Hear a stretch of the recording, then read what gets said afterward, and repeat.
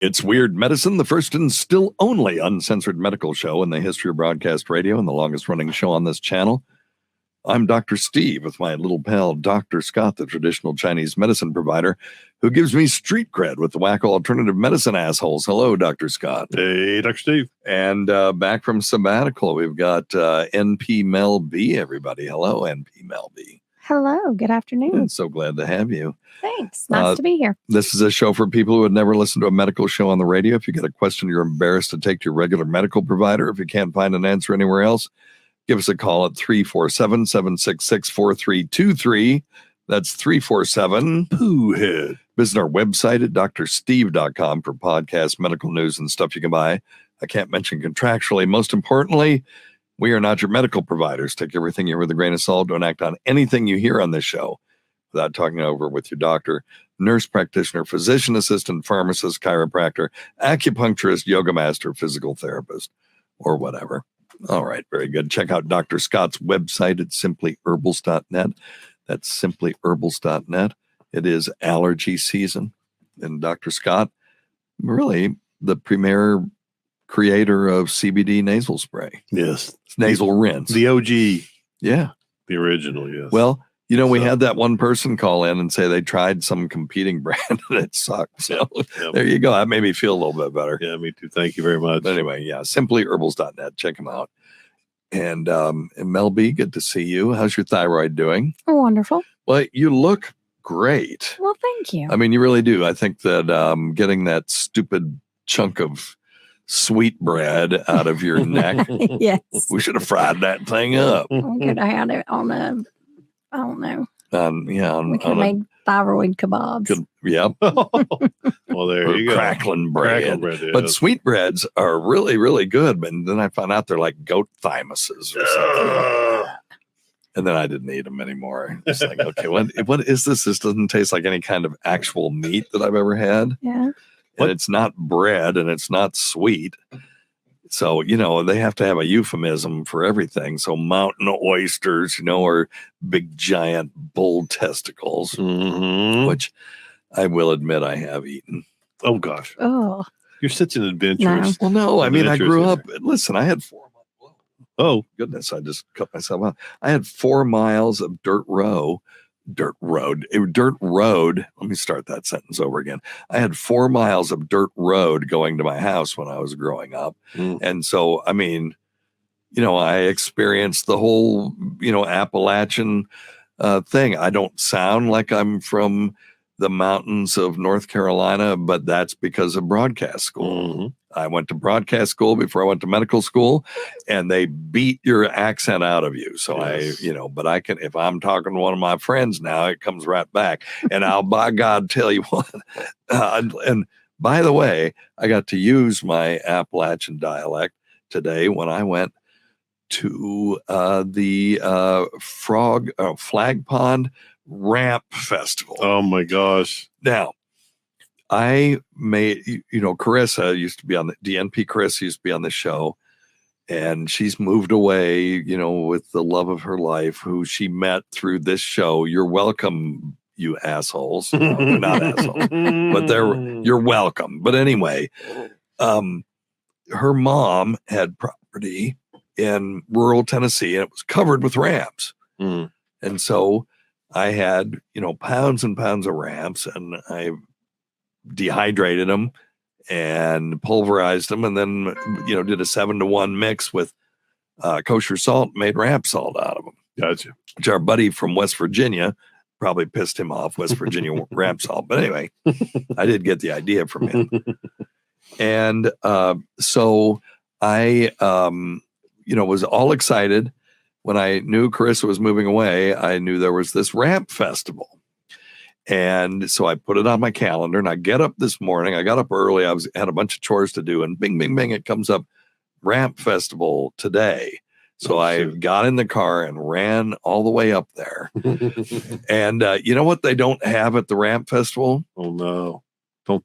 Ramps. I was going to say, don't say ramps. They did not have ramps. I'm so pissed.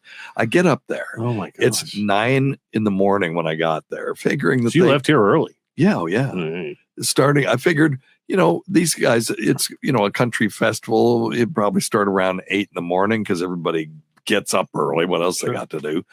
And I get up there. In the country. Exactly. And we don't have anything to do in the country. The roosters crowing and dogs are barking. But I know. Well, listen, these are my people. So I get up there, and they were delightful, wonderful, country folk. And the guy I'm like, do I need to pay for parking? And there was lots of parking.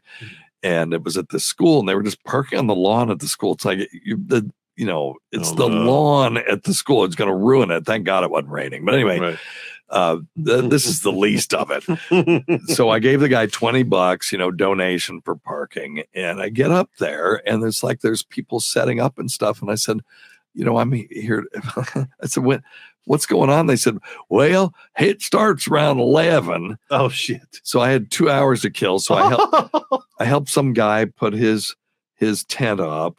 And then I look around, and it's just a big, long line of these propane griddles. And there's these people, and they're just cooking bacon and taters. Oh, wow. And just griddle after griddle cooking bacon, just loaded in oil and stuff. They're deep frying the bacon. Yeah. And this guy's just looking at me, this old country feller, and he ain't got any teeth. And he's cooking bacon and then eating half of it, and just looking at me, just cramming bacon in his mouth. I thought that's how you were supposed to cook bacon. Too, yeah. I don't disagree, but I'm coming to Ramp Festival. So I asked this lady, do you have any ramps for sale? Nope, I've got t-shirts. So I bought 2 t-shirts from her. And while I'm sitting there, and I'm like, what in the hell? So the coordinator comes around. I said, where's the ramps? I'm here to buy ramps. He said, well, we ain't got any ramps. We usually go to the farmer's market to get our ramps. Oh, for God's sake. Are you shitting me? Oh, for God's sake. Are you shitting me? I can't. So they just all got around to cook bacon. Yeah, I guess maybe they were cooking dishes, that they were going to put ramps in they bought at the farmer's market. I had this image that there'd be all these people with garage, garbage bags full of ramps. I could buy some from them. Right. Well, hell, ramp season ended in April. Oh my God. So I went to the farmer's market. I had to go to the hospital and see a patient. Mm-hmm. And there was a farmer's market in, right down from the hospital. So I went in there. Do you have any ramps? No. Do you have any ramps? No. Do you have any ramps? No, we ain't had none since April. And it's like, for F's sake. So I'm screwed this year. I'm just going to have to buy ramp salt from old Ramp Salt up there in West Virginia. And there's no ramps for me. But there was a guy who was cultivating mushrooms, and so that was cool. I got to talk to him for a while because that's my new hobby. By the way, everybody knows I have neuropathy really bad, and Scott and I recorded the very final piano performance I ever thought I'd ever be able to do. And it's up on our YouTube. I did a Philip Glass piece called Opening. It was spectacular. Well, it wasn't spectacular. Yeah. The filming was fast. And then I found out that anyway, there's things I found out about that recording that I should have done better, but I'm not going to mess with it now. But, as far as color correction and stuff like that, but it was fine. But I only got to do 2/3 of the piece because my neuropathy I was getting to the point where I wasn't going to be able to play anymore. And I started messing with mushrooms and I grew lion's manes. And so I started reading up about them. They're supposed to be good for neuroregeneration, right?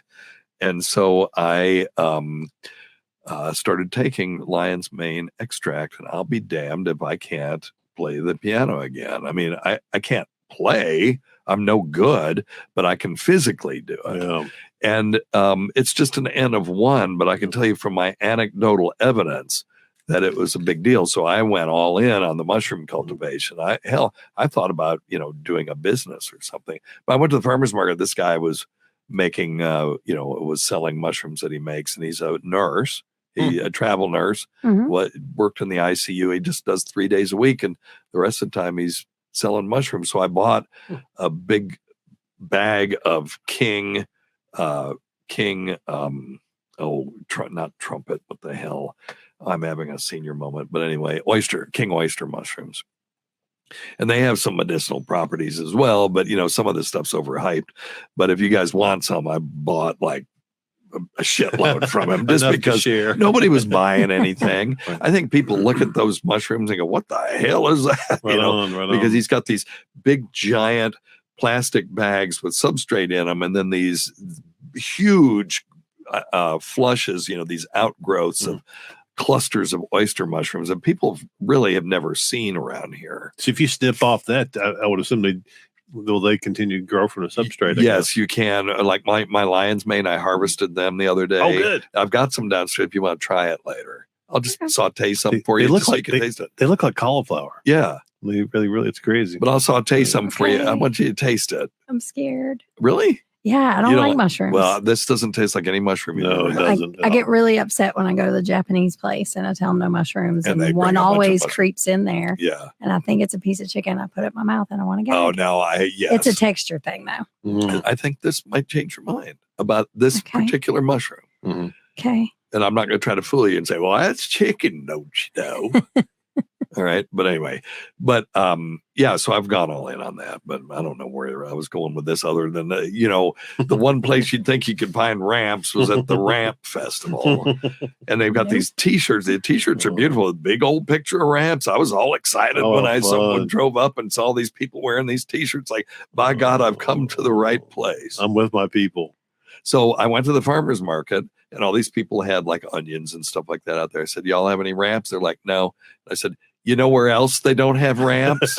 At the Ramp Festival. And people were laughing. Well, at least you got to enjoy a pretty drive. I did. It's gorgeous over there. And what I found is there is a state park up there, Lamar Alexander Rocky Fork State Park, that has not been activated on ham radio, Parks on the Air, in quite some time. So guess where I'm going tomorrow morning? Gonna be doing me some ham radio. Now, speaking of ham radio, which now everybody's click. No, this will be interesting. Ham radio starts the timer. Ham radio was shut down for the last 24 hours because we had a massive coronal mass ejection from the sun. Right. Now, this happens when the sunspot cycle, particularly when it gets wound up. People who saw the eclipse or looked at my video of the eclipse, you could see there were prominences on the sun pointing away from us. But what those are is the top part of the sun rotates at a different rate as the middle part, as the equator does. But it's plasma, right? It's ionized gas at an incredibly high temperature. And so it creates magnetic fields. And these magnetic fields start to twist because, again, the top is rotating at a different rate than the middle is. Sure. And so they start to twist. And when they twist up, you'll get a north pole over here on one part of the sun and a south pole over here on the other part of the sun. You'll get these tunnels of magnetic field, which then those charged particles will travel along, and you'll see these big wispy sort of arcs of plasma, and they're red. You can see it with the naked eye when there's an eclipse, because all the people at the eclipse, and when I was in Dallas, there were a bunch of people, and by the way, a lot of them were real blasé. Well, what's this going to be? This isn't going to be interesting. And then they were like, holy fucking shit. Go to my Instagram. It's just Weird Medicine. You can see some of the video that I did and pictures that we took with my solar telescope. And, with the naked eye camera as well, without the filter when the eclipse was total. But anyway, now every once in a while, these tangled magnetic fields will just go, we can't exist like this anymore. And they twist so far that they just they don't really explode, but they just snap. And when they snap, the sun will, and I'm giving you a very simplistic explanation of this, but I need that. The plasma that was entangled in that gets flung away from the sun, and at escape velocity. Now the sun is huge, so it's got a really strong gravitational field. So you can imagine to fling stuff away so that it escapes, so it doesn't fall back into the sun. I mean, you take a rock, you throw it up, it falls back. Sure. We have to have these giant rockets to escape just the Earth's gravitational well. So you can imagine what it takes to escape from the sun. So these things are under really high velocity and a lot of energy. And if it comes at the Earth, which this one did, the sun was looking right at us and went, here you go. And this big ball of charged particles hit our magnetic field. Yes. And now remember, charged particles are affected by magnetic fields. And so they all start to wind down into this magnetic field. And as they do that, they lose energy and they start giving off light. And that's what causes the aurora. Yay. And so we had aurora. Apparently, it came as far as here at 3 in the morning. I saw it last night. You did? I did. Oh, my goodness. Well, not only that, I have also seen it from Alaska. Right. Yes. Most beautiful night of my life was in Talkeetna. Nice. Yes. Well, I've seen it in Vermont. Awesome. And my ex-wife's kids were texting me last night because they were seeing it from Troy, and I put some pictures on my X, or what I can't call it X, on my Twitter at Weird Medicine. There were some pictures from Troy, New York. They were beautiful, purple and greens and all this. And what time was it? 3 in the morning. What were you doing? Well, I was up at 3 in the morning. I did go back outside. I did see a little bit last night. Well, it was about 2:50. Damn it. But no, last night, probably about 10:30. Really? We were outside. My daughter lives further away. Yeah. She lives like 45 minutes from my house now. And so she called and she was like, oh my gosh, I feel like I'm back in Alaska. And she was very excited. Wow. So my other kid and I, we went outside with her friend, and for it to spread this far south, that is a lot of energy. The back of our neighborhood kind of sits up on a hill. Yeah. And it's a little bit darker. So we went up there, and sure enough, it was a lot of purple. It was kind of like this was just purple. Glowing. Right. It wasn't the same that I've seen. It wasn't the sheets coming down. No, it was not like the movement and the waves and the beauty that you see further up north, but it was a very distinct green glow on the horizon. And then you could see the pinks and the purples kind of. Now what that does? Now the haze kind of looked like it was waving. Right. It was very cool. Yeah. It was awesome. Yeah, it was amazing. It made me want to go back. Oh no, you can't. You're not allowed. Do it. No. I'm not allowed to go back. I can go visit. You can visit all you want, but Not you're moving. not allowed to stay there. No. Okay. But it was neat. That's cool. Yeah. And I've got to do better with the cameras for the people that are watching this live. As you know, Mel B was giving a very, a very impassioned talk about this beautiful event that she saw, and all you're looking at is stupid Scott and me going, "Oh yeah, cool, that's awesome, man." So anyway, sorry.